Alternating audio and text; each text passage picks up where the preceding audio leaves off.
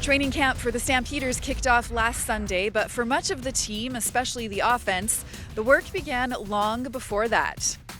It started with the off-season, honestly. As soon as the season ended, we knew that we had to all come together and form a bond, like Coach Dave talked about.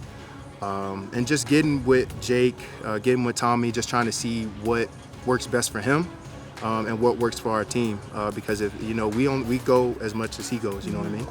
Trey Odoms-Dukes is among the many familiar faces returning to the receiving corps. The group is largely unchanged from last season, and Coach Nik Lewis is looking forward to seeing some of the younger talent take further steps in their development. Clark Barnes, for one, who was having a stellar rookie campaign until a knee injury suffered in Week 10 cut his season short. Still, the team's 2023 third-round pick said the learning didn't stop at that point. But it was good to see stuff from outside of the field. Sometimes you can't really see your mistakes, and from when you're in there running routes, stuff like that. So it was good to get a step back and get the game to slow down for me to see really everything from a different perspective. So I definitely learned a lot still and progressed as a player. We all have roles to play on the team. It should be a pretty balanced offense. We have a lot of talent across the board at receiver, so it's really just filling in and doing what I'm asked.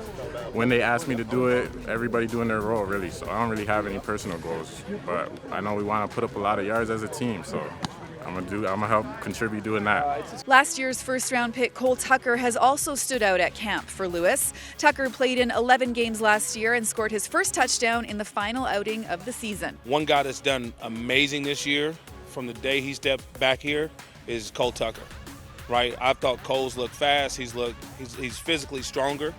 And last year, not knowing what to prepare for and having a full offseason to understand what to prepare for, he did a great job, and I look forward to seeing him play as well.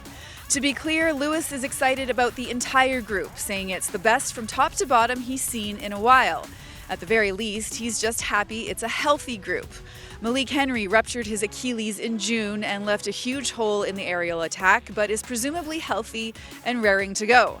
And Jalen Philpott, who missed the entire season with a hamstring injury, is eager to keep building on a promising career start in 2022. He's one of those guys that really wants to learn, wants to get better and better every day. So he actually sits by me in meetings and he asks a lot of questions, so that's really good. And I just look forward to seeing his growth and seeing how we continue to make his game grow. And sky's the limit for guys like that. There are some new Americans at camp like Auden Tate, Ishmael Hyman, and Cameron Nichols Looper who've created some buzz and could add some depth to the lineup. But the club is clearly showing a lot of faith in its core from last season.